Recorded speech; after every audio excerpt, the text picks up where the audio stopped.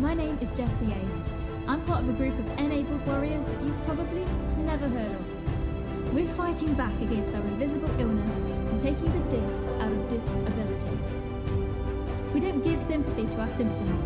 They enable us to be the warrior that we are. If you ask doctors and nurses, they'd say what we're doing is impossible. But pushing the limits of our conditions is something that we have to break through every single day. So we push the limits. We are mentally strong. We can do anything. The question is, how far can we push those limits? This podcast will give you the answers. I'm Jessie Ace, and this is the Disabled to Enabled podcast.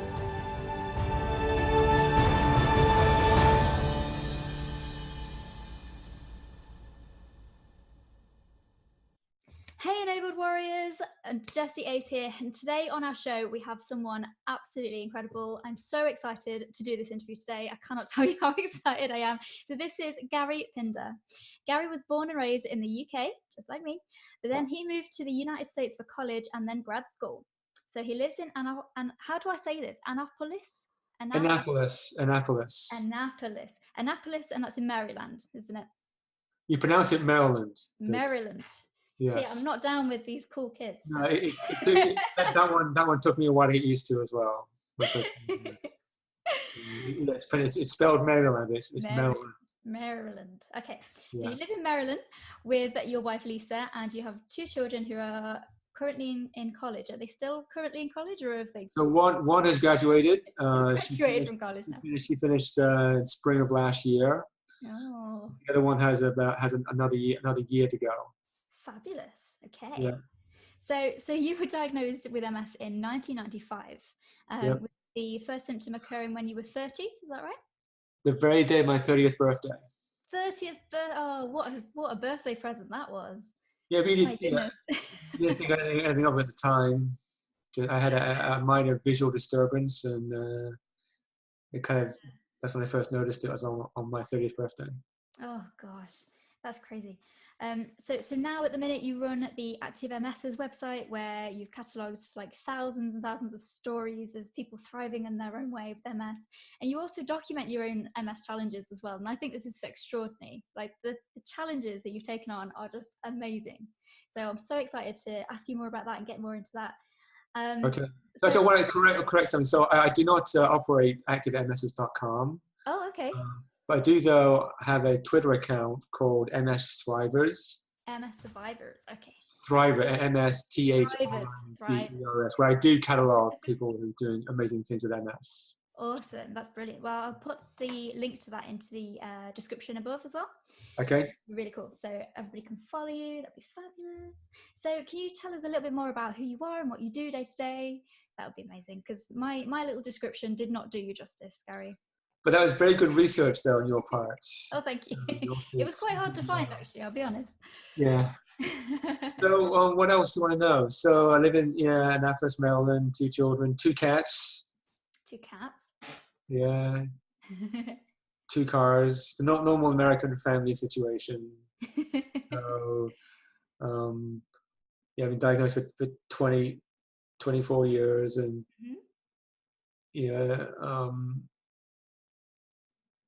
I still remain very active with MS. I'm still able to run. I can still walk. I've been very, very lucky in my journey so far. Brilliant. And we're going to get into more about the challenges and things that you've taken on, and I'm so excited to hear your version of them, because I've read the things that you've sent me over with from the blog things and that sort of stuff. Yeah. And I'm just like incredibly inspired. So we'll get into that in a second. So you mentioned that you've been diagnosed. What did you say it was? Sorry, was it 25 years? 24. You'll be 24 years in July. So 24 years ago, you were diagnosed, and what was your story? What kind of happened on that day? So I was home. I was in grad school at the time. I was home studying for a test, and I began noticing a slight disturbance in my vision. I was feeling, I just wasn't quite as clear as it normally was. Okay, so it was a little bit kind of blurred. Yeah. So then over the coming days, it kind of developed into double vision over the coming days. That was my starting symptom. So I went to see the college nurse to figure out what it was. She referred me to see an ophthalmologist to look at my eyes. Mm-hmm. The ophthalmologist couldn't see anything wrong in the eyes, so she referred me to have an MRI of the brain. I didn't know why the MRI was ordered. I just took her expertise, Mm-hmm. but it was to rule out MS. That's why I was sent. So I had the MRI, and then a few days later, I heard, yeah, it's probable MS. What I was told. I was very concerned it was brain cancer. Yeah. So I was quite relieved when I had no idea what MS was. No. I'd heard of it, but didn't really know what it was. So I was quite relieved that it wasn't brain cancer. Mm-hmm. So, Yeah. but then my wife and I were working at the time together, and we went to the nearest bookstore to learn about MS. There was no Google back then, right? Still very, very early internet days. We had an email account, sure, but no, Google wasn't the default place to look for information. So we went to a bookstore, and we were there for about an hour. And that was a very harrowing hour learning about MS. And books we read gave an incorrect picture. Yeah. Talked about people getting worse quickly and having a life expectancy of around 10 years. So that was an awful hour in that bookstore. So we learned later that was incorrect, but a harrowing 1 hour of learning what MS was. And yeah, it wasn't fatal, but loss of function, progressively worse, etc. Yeah, it's not like the nicest menu in a restaurant you've ever seen, is it? No, no. Yeah, choose your poison. Yeah. Oh gosh, it's fascinating. The thing I find so fascinating about MS is that it's just different for everybody. Yeah. And that was what really confused me when I was first diagnosed, because I was kind of like, well, how can it be different for everybody? Like, if you have a cold, it affects someone else in the same way. Like, is it not the same? But no, it's totally not the same. It's crazy. It really is. So tell us about your day-to-day sort of life. Like, what's your daily conditions, your daily MS symptoms kind of like? So daily MS symptoms. So I always tell people that compared to many people, I live with first world MS issues, if you get my drift. I've gone through some very bad periods along the way. I had to use a walking cane, lost complete function on my left side. But for some reason, my body seems to recover well from those episodes. Good. My daily issues, I live with constant tingling. These are all a very small scale stuff. I live with constant tingling. I have areas of numbness. I have problems with bowel and bladder. I have problems with cognition. So I have a whole series of issues. They're all mild compared to how many people experience MS. Yeah, I mean, and that's the thing as well. It's like, your version of mild could be like my version of severe or something. It's like that's also subjective, isn't it? It's like the level of pain. It's like, oh. Yeah, I have minor pain as well. Yeah. I think these are all manageable for me. Although I can adapt to each. I adapt to each issue as well. I'm sensitive to the heat as well. Yes. I've learned to adapt to all these issues. Yeah, and that's the key thing as well, is just adapting to it and not letting it kind of overrule your life almost. Right. So yeah, it's tricky. But what's the one thing that you've learned since having MS, would you say? So this took me many years to figure this particular issue out. So when I do meet other newly diagnosed patients on a regular basis. So in the US, I'm on a national phone line where people call in who are just being diagnosed, and oh, that's nice. they'll connect somebody who's had it for a while. My way I tell them is that there is a magic pill for MS. I say that not to give them false hope. And it's not a pill, it's not medication, but just a metaphor. Magic pill is you.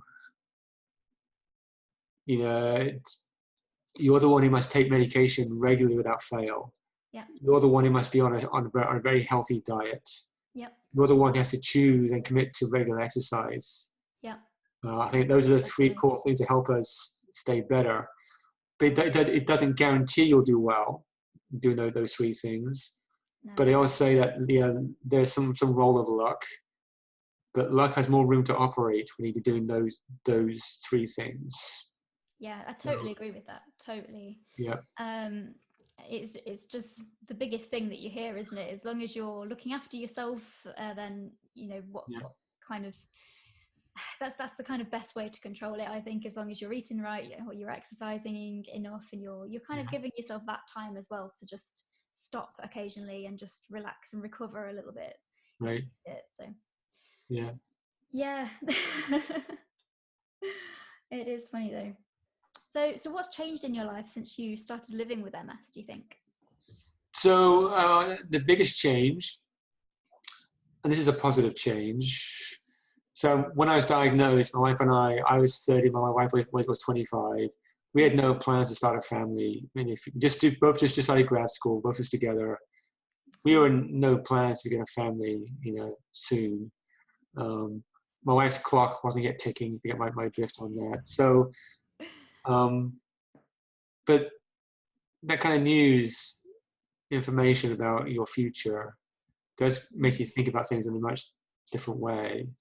So a year later, our first child was born. Oh. So she was born 5 years before. At least we were on the 5-year plan at the time. She was born 5 years sooner.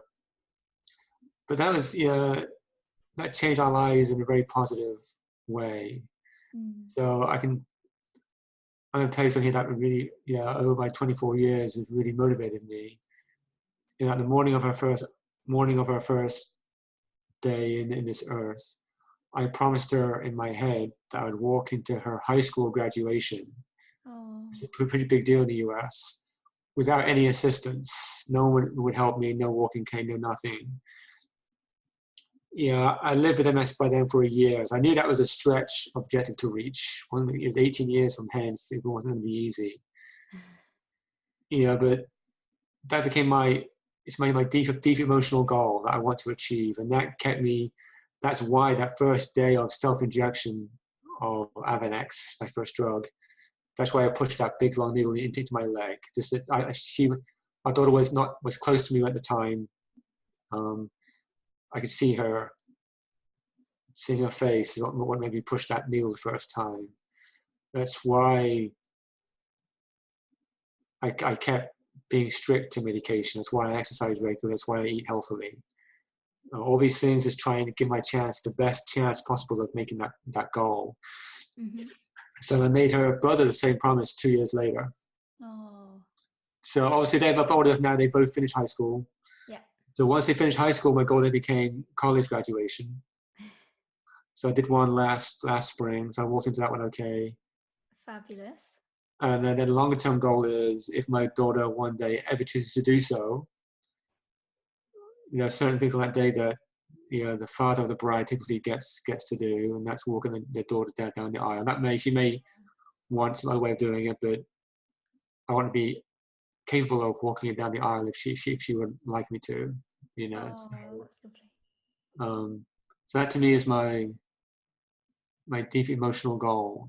That's why I exercise regularly, eat healthily, maximize my chances of meeting that goal.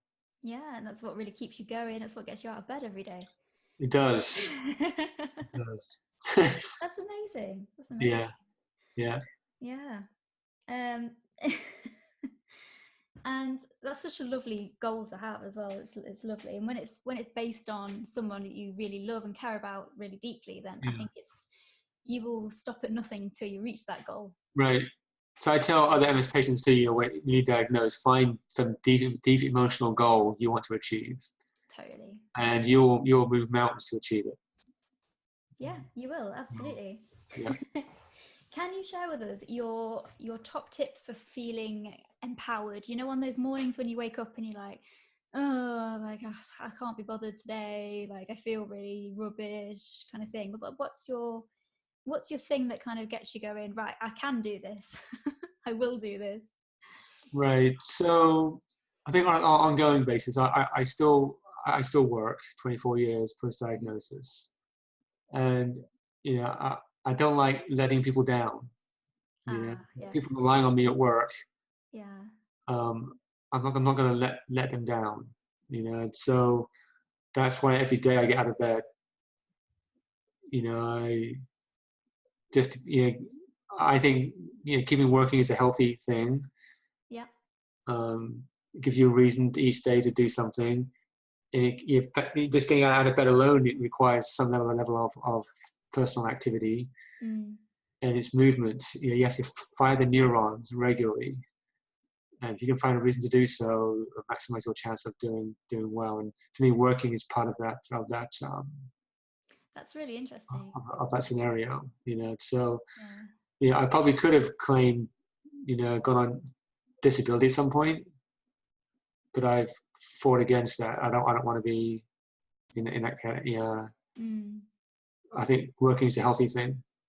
Yeah, definitely. And I think it's amazing that you do still work. I mean, like, as when I was first diagnosed, it just felt like um everybody kind of suggested to me almost that you won't be able to carry on doing that, or you won't be able to carry Yeah. on doing this. And I just thought, oh my God, like my life's over already. Like, what's Right. going on? But it's not true. And Prove, I've, prove them wrong. Prove them wrong. exactly, exactly. In some cases, you have no choice. You have very Yeah, progressive MS. Happens quickly. yeah, You don't get to control that too much. no. So, but for many of us, we're in that other area where I think staying active is helpful. Definitely.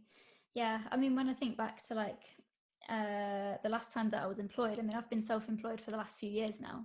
Good for you. And I feel it's so much better than being employed. Like, I never actually wanted to be employed. I never wanted to have a job. I never wanted to send anybody to tell me what to do. Like, Yeah. I hated that idea. So I always wanted to be self-employed. But when I was employed, I did actually quite enjoy it. I was a graphic designer in fashion, so I used to design all the graphics that you see on t-shirts, or like the prints that you see on dresses and Yeah. stuff like that.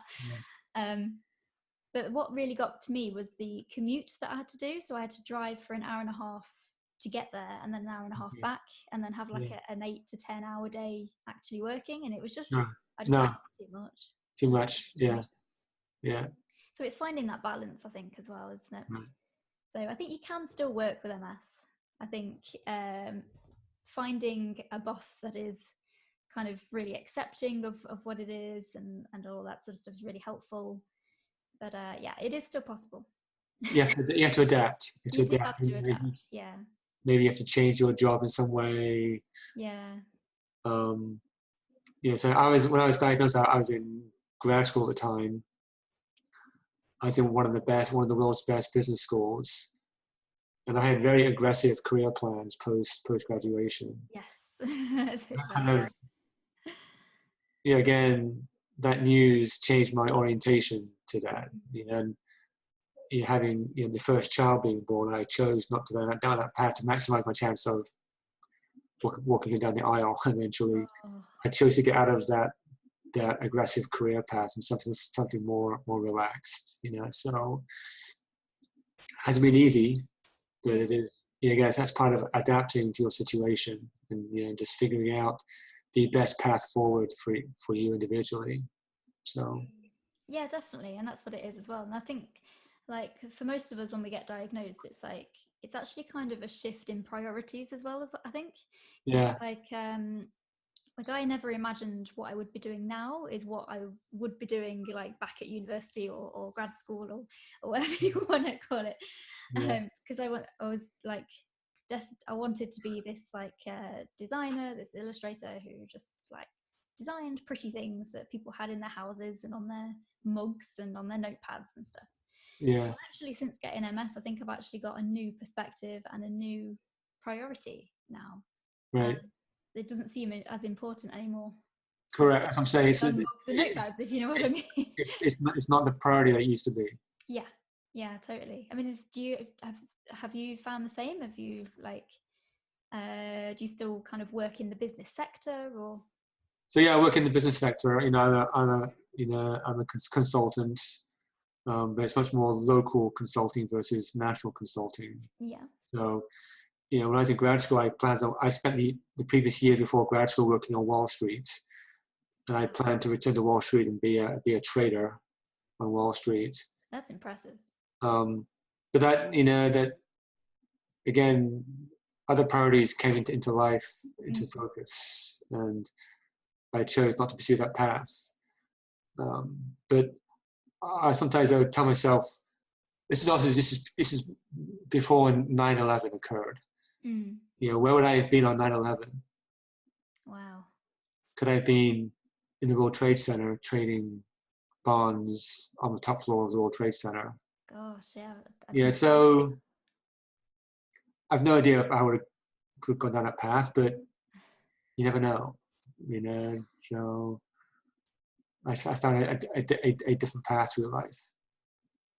Absolutely. I think that's amazing. It really is. And speaking of paths that you've taken, you've become a lot more active with MS, and I think you like to give it a challenge, let's say. You like to challenge MS. I do. Which is totally awesome. Yeah. Tell us why you kind of started doing all the activities that you do. I mean, you've done marathons, you've climbed, was it Everest that you've climbed, or Kilimanjaro? Yeah, well, I've been to Everest Base Camp. Yes. I've hiked up Kilimanjaro. I've hiked the Inca Trail to Machu Picchu. Oh, I am like... So I've done things. Part of motivation was, my wife and I, we did do you know what an RV is, recreational vehicle? Yeah.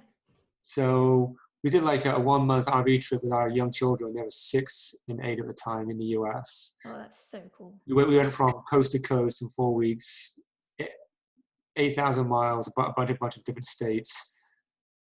And we thought, wouldn't it be nice to do something similar, on each continent on Earth?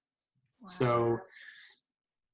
So we set the goal then of going to each continent, spending a month on each continent. And part of the goal was to try and do that before our children left for college, for university.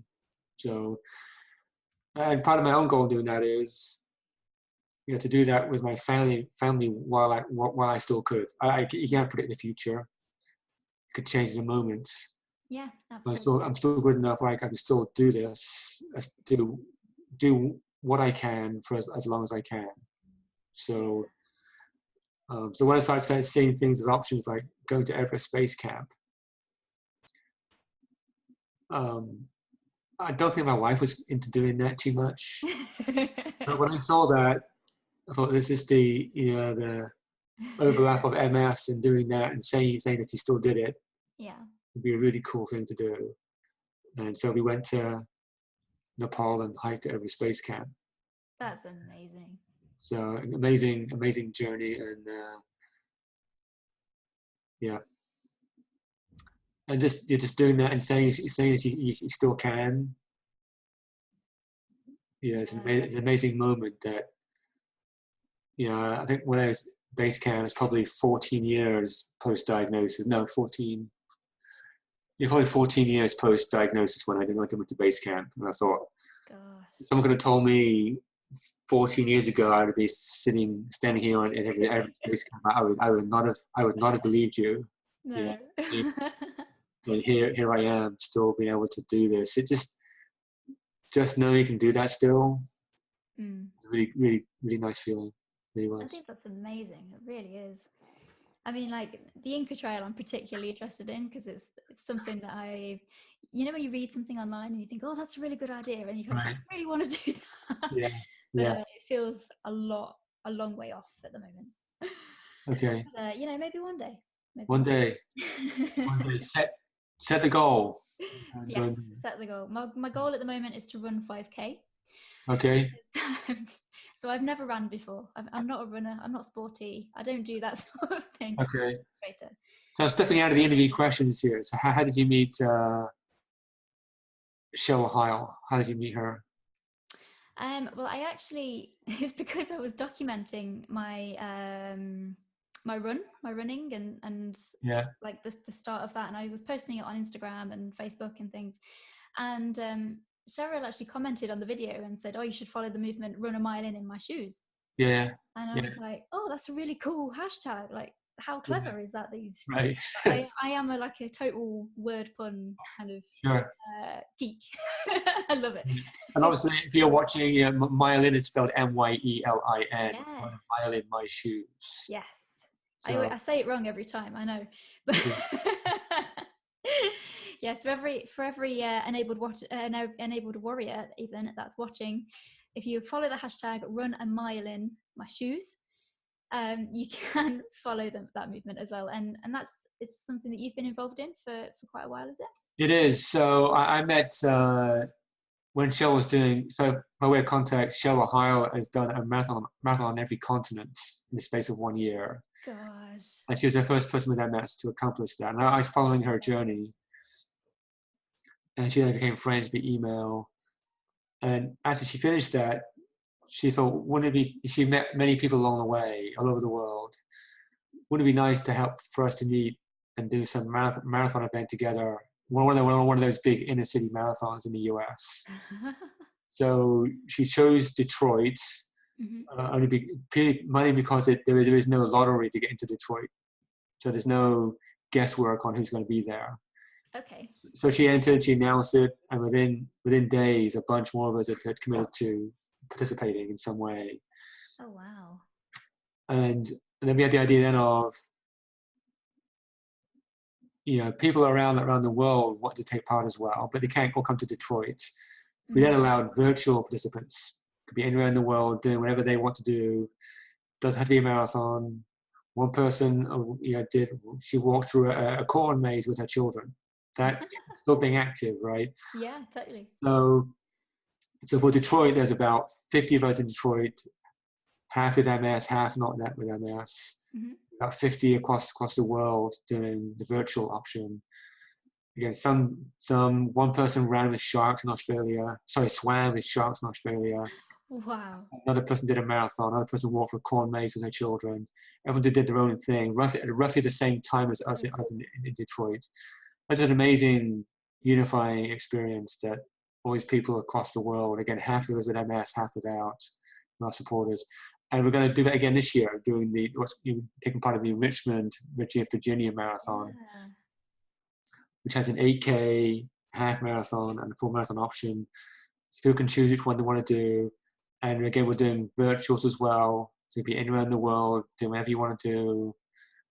You can participate. And then we will send you a T-shirt as well with a team name on it. So, so it's a really cool movement. Your whole goal is to keep everybody active and give them a goal every year to achieve.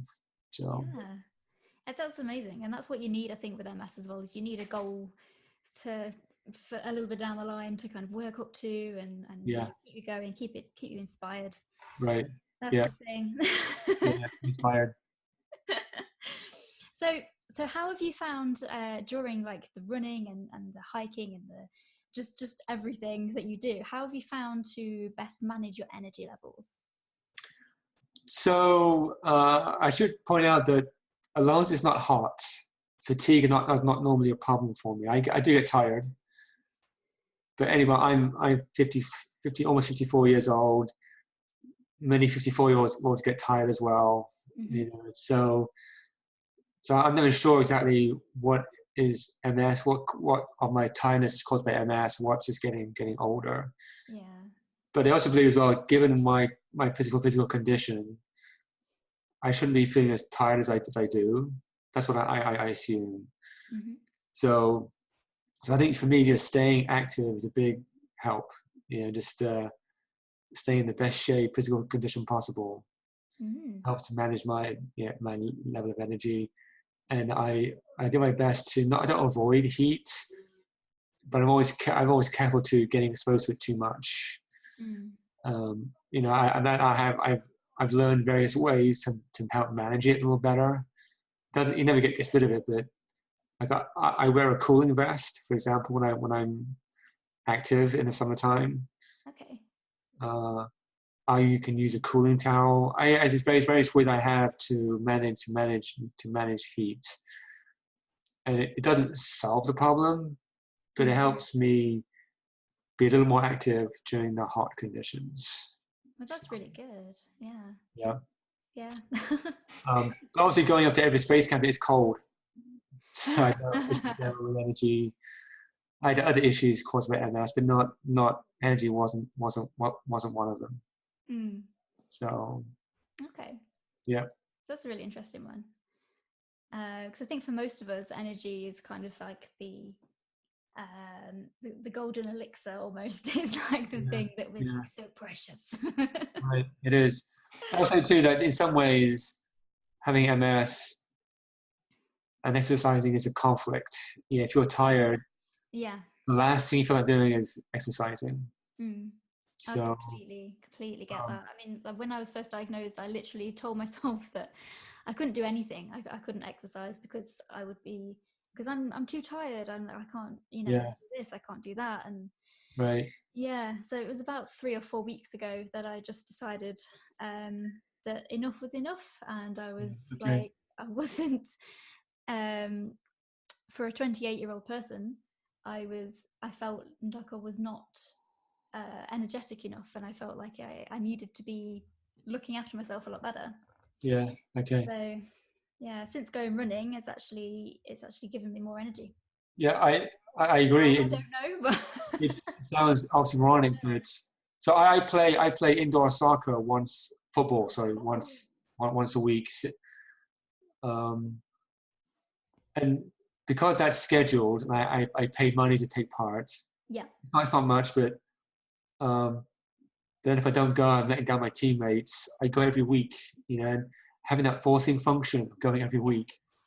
that Yeah, accountability. I do a minimum of very intense one exercise once a week. I do more normally, but just doing that every week, it helps maintain the cadence and momentum to stay in good shape. So Yeah. I tell people, find something you enjoy doing and do it. Yeah, if you don't enjoy it, football for me is my sport when I was growing up. So it's not for everybody, but because I enjoy it, it makes me want to go.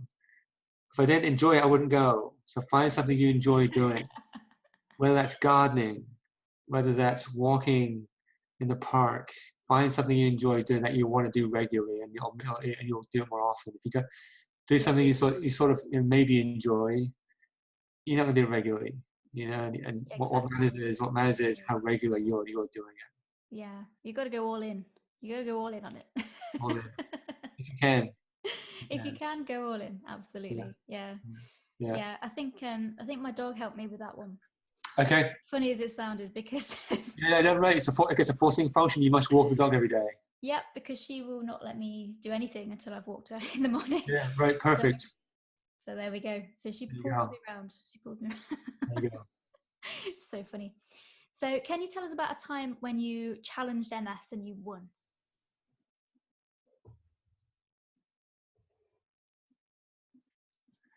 So I'm going to tell you a very emotional, personal story. Oh, okay. Do I need tissues? You didn't warn me of this. Okay. So about 11 years ago, I was in the hospital from an MS relapse. It's a pretty bad one. Oh no. Again on my birthday. I was there on my birthday again. And I got a call from my dad. He didn't know I was in hospital. But called to let me know that my mother had just been diagnosed with cancer. Oh no. And no doubt it was pretty advanced cancer. So I'm there. I'm lying in the bed. I lost all function on my left side using a walking cane. Pretty bad situation. But I knew I had to go home and see my mother as soon as I could. But I didn't want her last memory of me to be using a walking cane or be disabled. So I checked myself out of the hospital the next day. I was doing physical therapy on my own three times a day after that for 2 weeks.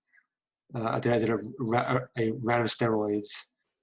My goal was to be able to get on a plane and go and see her and walk into her and say hello and not have her notice there's anything wrong. So that goal of not wanting her last memory of me to be a negative one for her is what drove me to do what I did. Oh wow. To recover physically enough to go and see her. Yeah. So That's so incredibly. I beat MS then. That's So amazing. That's really, yeah, really good. My goodness. I would advise generating that condition again. um, but yeah, so just again the focus, constant exercise is what helped me recover enough to go and see her. Yeah. Yeah. Yeah. Oh, that's amazing. And I suppose that's why you do kind of keep being so active and keep kind of pushing the limits and keep doing Yeah. all these huge challenges and things. Right. So Because some of these challenges they can some doctors will advise you against doing that sort of stuff. yeah. But I think having that goal of being able to do that, and on that day, uh, overdoing it, you have to weigh that trade-off. But I think it's worth it. So I know other people with MS who've lived as long as I have with it, and are still doing well physically. There aren't many of us, but the ones that do tend to take part in extreme kind of sports. Mm. That's what I've noticed. So again, I'm not saying become an extreme athlete, but doing that kind of thing Yeah. is a has some correlation with being able to stay well. But I know others who do extreme sports as well with MS who aren't doing as well. So I've always got to weigh that. That doesn't work for everybody. So, but it's I think it's Do it. I think it's helped me. Yeah. So Yeah. And I think that's it. I think everybody has their unique thing, don't they? So like you were saying about gardening or something like that. yeah. I should point out too that it wasn't like I got up one day and decided to start running. I came from an athletic background. Okay. Yeah. I was on a cross country team in England when I was I'm not sure what the level is. I was in my third and fourth year in school. If you know what that means, you will know. I was on the cross country team beginning then, so it wasn't like I came from nowhere. Quite young doing that. Yeah. So I had that natural ability built in already. I took advantage of that. I know not everyone does, but it gave me that confidence that I could do it. Yeah, So totally. And I think just having that willpower is just like phenomenal as well, isn't it? yeah. Just having the willpower to just push past and do it, and it's just amazing. Yeah. Is there something that you've done since being diagnosed that you'd never thought that you would do?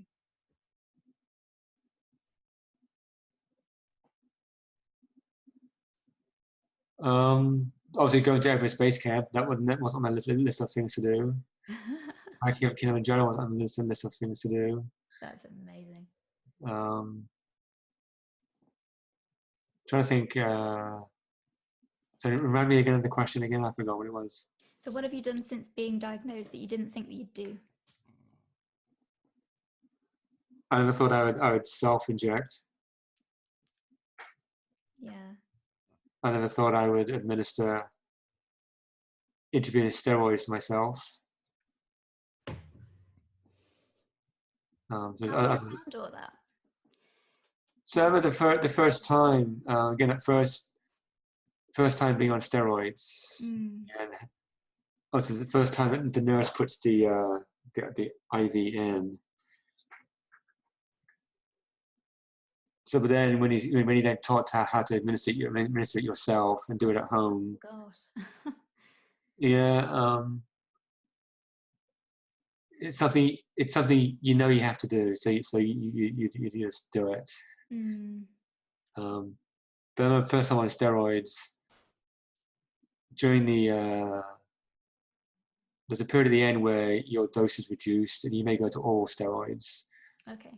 I remember putting the oral steroids in my mouth one morning and immediately throwing them back up again. Oh no. Wasn't a pleasant thing, but I picked them up and I put them back in. Sounds kind of crazy.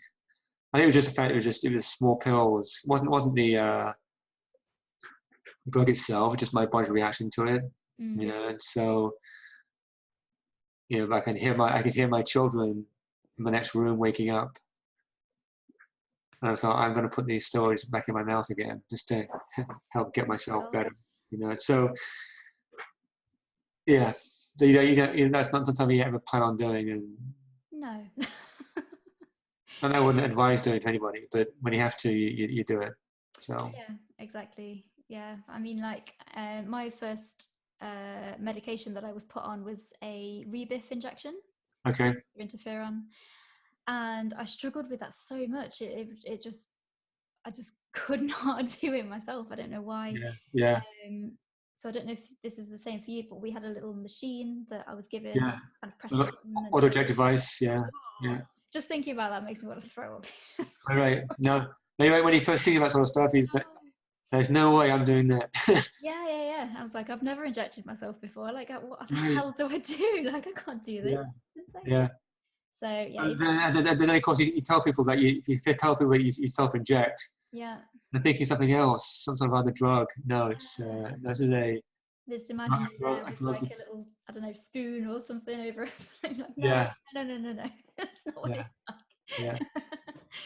So it's quite hard. It was quite hard to adjust to that, really.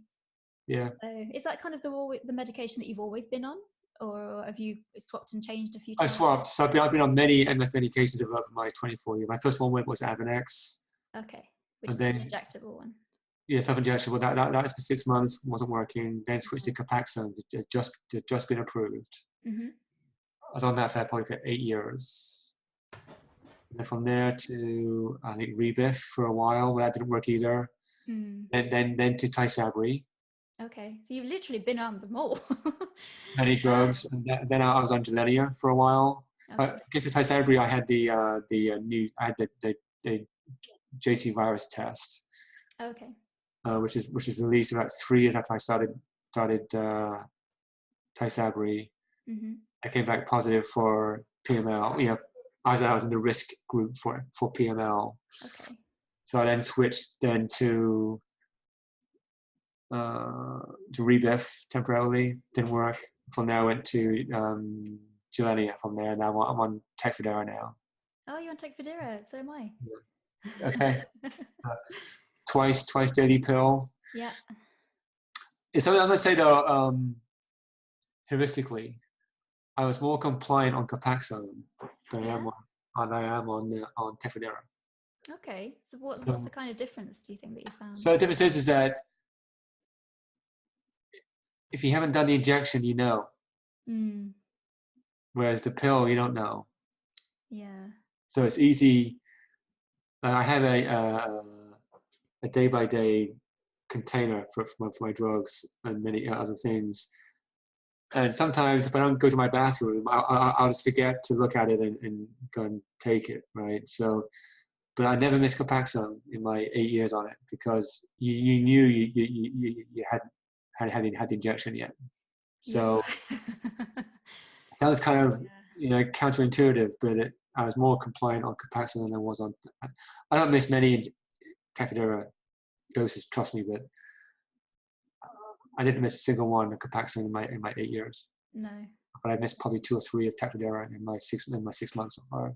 Yeah, it's strange, isn't it? It's strange, really. Strange, yeah. But yeah, it's like when I was on injectables, it's literally the only thing that I could think about. Like, dreading the next one, because mine were 3 times a week. I don't know if No, it was daily for me. I was on the daily.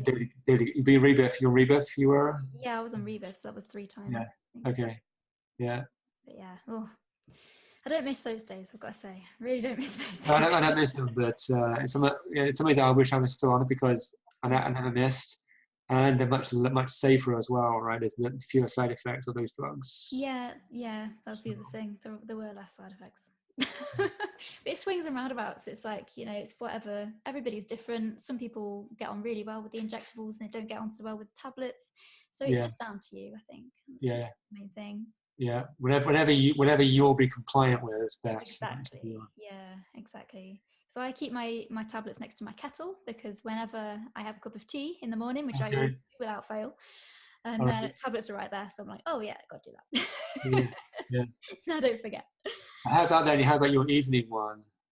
My evening one, I take that just before I go to bed. So that's but what's your reminder for your evening one? Yeah, obviously the morning one is the kettle and tea.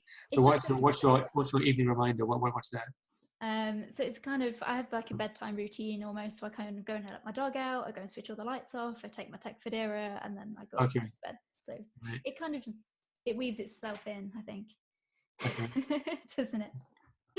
So final question before we get onto the super quick secrets round. And this is a little bit of a one that kind of,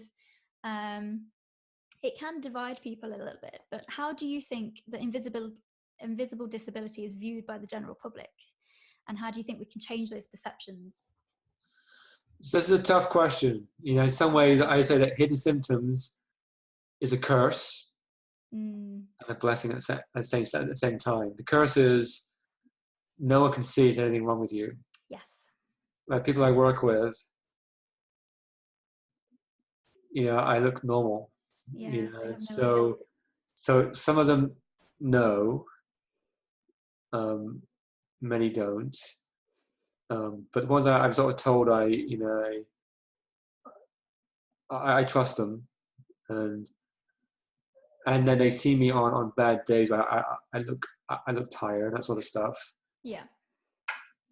So the curse is you can't see. The blessing is that that no one can see it either. No one's constantly asking you how you feel today. True. So how do you I live with cognitive issues. My job requires a lot of high degree of brain function, and I'm not what I used to be. I can't say I can't connect the dots on information as what I used to. Mm-hmm. It takes me longer.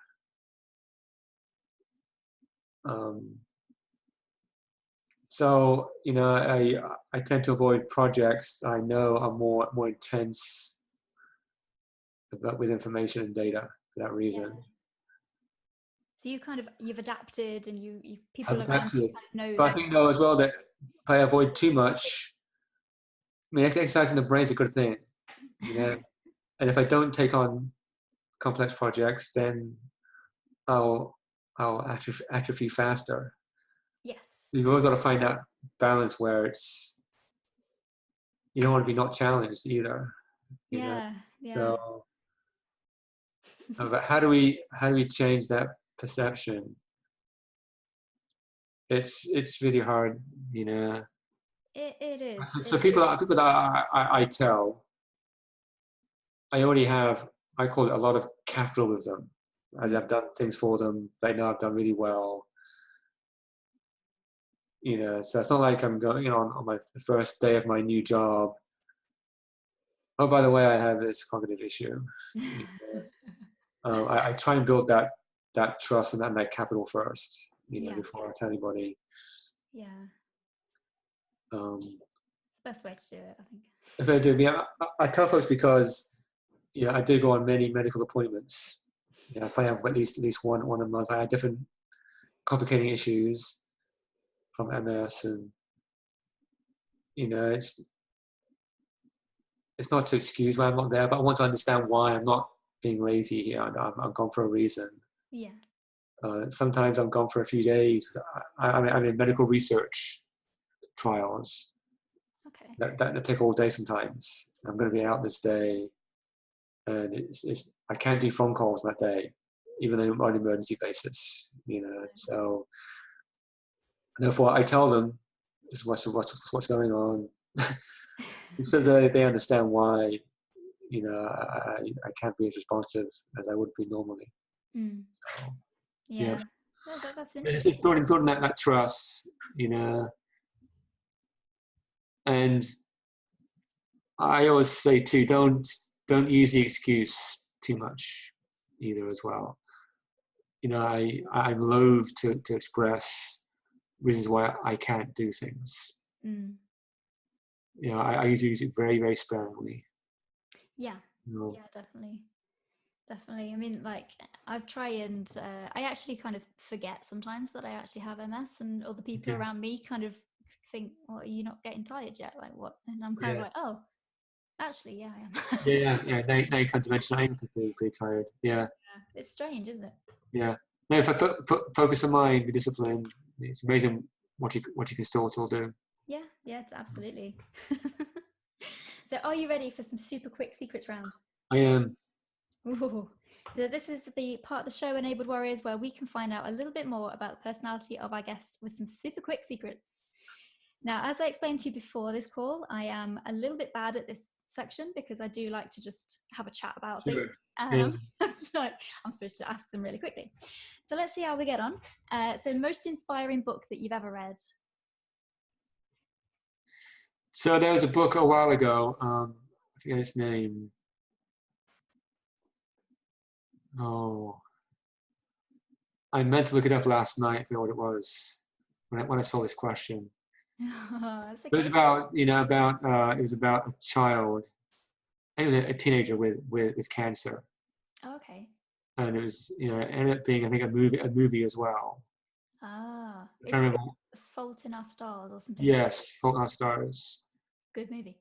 So yes, it's not a long book, and obviously the fact that someone living with a health condition, it made it very interesting to me to see their journey and their challenges that different than mine, and how everyone reacted to that.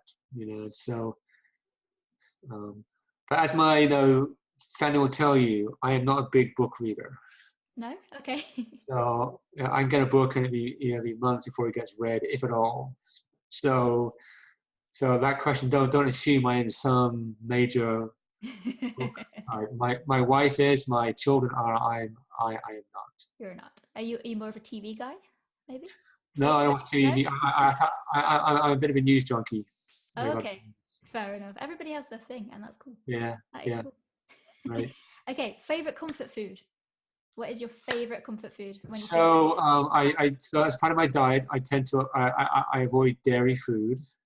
Yeah. So I used to love yogurt, Ooh. pronounced yogurt over here, but so I can't drink dairy yogurt, but I do eat those soy yogurt. Okay.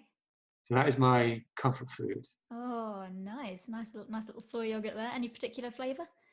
I like the lemon flavors. Very nice. Lemon, yeah. There's a certain twang to it that I really enjoy. Lovely. Okay, weirdest thing that you've ever done?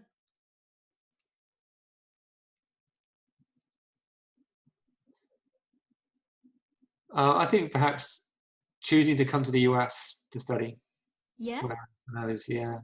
So what made you want to come to the US and study like in the first place?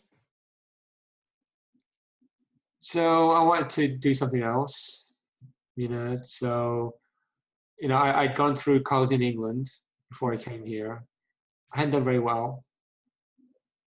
I was enjoying life too much. So I thought, let's do it again. So I came to the US, and Cool. that was a tough, just to leave your family behind, everything else. That's tough choice to make. Yeah. So is that weird? I don't know.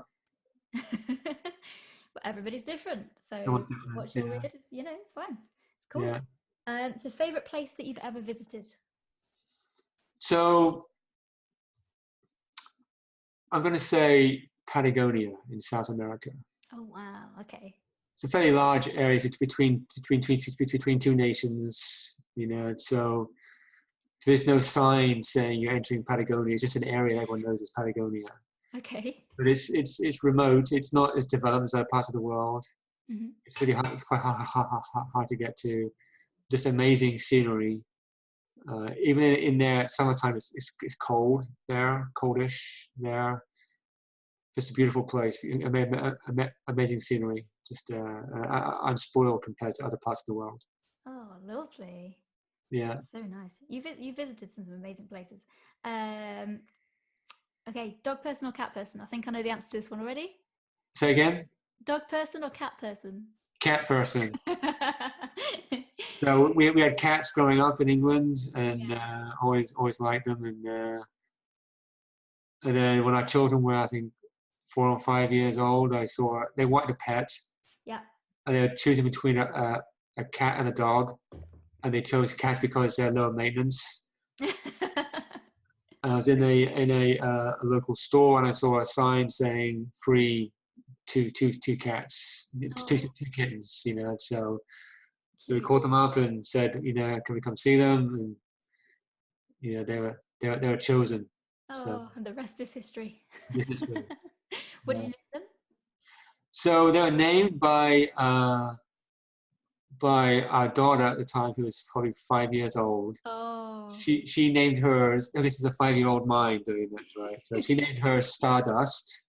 Okay. Oh, beautiful. And then persuaded her brother to call his Star Glitter. Oh. So we call them Dust and Glitter now, rather than Stardust. So yeah, so they had yeah, so they had 5-year-old child names. So, oh gosh, I think it's amazing what some people name their pets. It's just yeah. so cool. What would you say is the scariest thing that you've ever done? Tough question. So I think self-injecting the first time. Yeah? Yeah. Wow, okay. So yeah. So yeah. I was expecting you to say, like, I don't know, climbing a certain bit of Kilimanjaro. Or, No. just, No. self-inject. No. That is pretty scary. So and the first one was Avonex. That's just a long needle. Which goes into the thigh. Yeah. So just needles. Just staring at it. What was I shaking? No, but did I want to do it? No, but does anybody want to do it though? No. But looking at my daughter, well, she's a few months old. Oh. That's why I pushed the needle. Oh gosh, you make me feel all emotional. What is your favorite hobby? So I think running. I think running. So. Cool. Yeah, when it starts getting colder in the US around Thanksgiving, I know I'm getting close, and on the first cold day, straight out there running. Right, I get all my clothes out. I mean, I run in shorts. I wear multiple layers on top, and just going out there, and I have an iPod. I'm just listening to rebellious music from my youth. Just being out there on a cold day after a few miles, I feel the best I do at any point in the year, and I'm moving without restriction. Yes. Oh, that's such really a good feeling, isn't it? When really good feeling. Running away. Oh, I love that. That's such a good feeling. Yeah. So yeah, that. Awesome. So running, cool. So what is a hobby that you've always wanted to try out but you've not quite done it yet? So my brother, I have three brothers. One of them recently did he started to do parachuting. Oh gosh. So that would interest me. Yeah, probably that. With parachuting, oh my goodness. Yeah, I wouldn't do it though. No? It's scary, as in, yeah, for me, even going, if I'm in someone's car and they're driving, accelerating quickly, the sensations in my head I cannot cope with. I just feel very dizzy and everything. And I'm always concerned that jumping out of an airplane, the G forces would get to me. My brother tells me you don't notice it, but the idea of jumping out of a plane and the head sensations that would scare me a little bit. So yeah, I don't know if I could do that. Okay. But some people do. They do. It's amazing. Yeah. It's like the ultimate daredevil kind of thing. It is. It is. Yeah. That's amazing. So where can others find out? Let me start that again. Where can other warriors find out more about you? Just look up my name on Google, and you'll see things I've written. Or the @MS Thrivers Twitter account, where I post stories I find out people living with MS. So, or do a search on "Run a Mile in My Shoes." That's "Run a Mile in," as in the nerve fiber myelin. The nerve kind.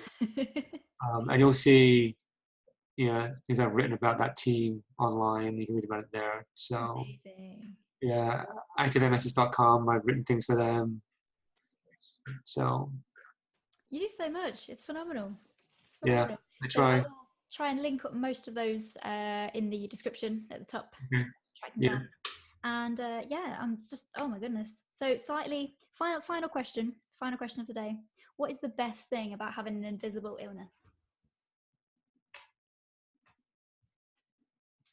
When you tell people the look of surprise on their face. I know exactly what you mean. So, they all have this mental image of MS being what it is. And you want to, obviously that can happen, that, the mental image can happen, and does in many cases. When you tell people that, they're always very surprised. Or in some cases, they're not surprised either. Yeah.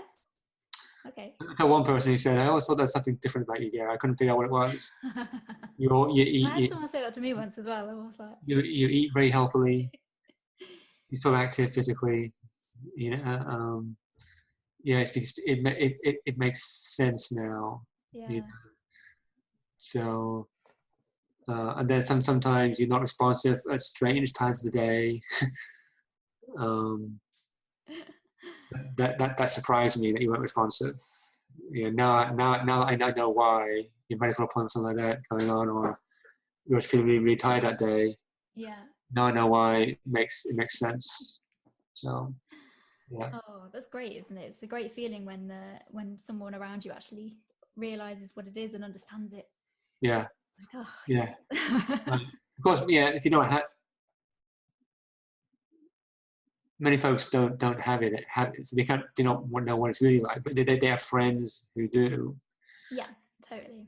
And so they can see in their friends what it's like, So yeah. Yeah. Do you find as well that if somebody always kind of seems to know somebody vaguely related with MS? Like whenever I say it, right. Find that they go, oh yeah, my sister's cousin's brother's boyfriend dog is dog has it. Yeah. Right. What? Everybody knows somebody with MS. Everybody knows somebody. It's amazing. Yeah. Anyways, thank you so much for coming on the show today. We have learned so much from you. Warriors listening, if you want to find Gary after, you can type his name into Google. It's Gary Pinder. And really look forward to reading about your next adventure and what you're going to do. It's phenomenal. Okay. So thank you so much. And I wish you every oh my gosh, I can't talk today. I wish you well with everything in your future. And thanks ever so much. I want to close with one thing. So whenever I meet people with MS, the last thing I say to them is before I say goodbye is good health to you. Good health to you. I like that. Good health to yourself. Good health to yourself. All the listeners as well. So, That's amazing, Gary. Thanks ever so much for that. Okay. And we will connect with you in the future, and it'd be amazing. So remember, warriors, stay enabled. Thanks, Okay. Gary. Bye. Bye. Bye. If you want to fight back against your invisible illness and help take the dis out of disability, then join the tribe on Facebook, facebook.com/enabledwarriors. If you love this podcast, click that subscribe button and never miss another episode. And remember, warriors, stay enabled.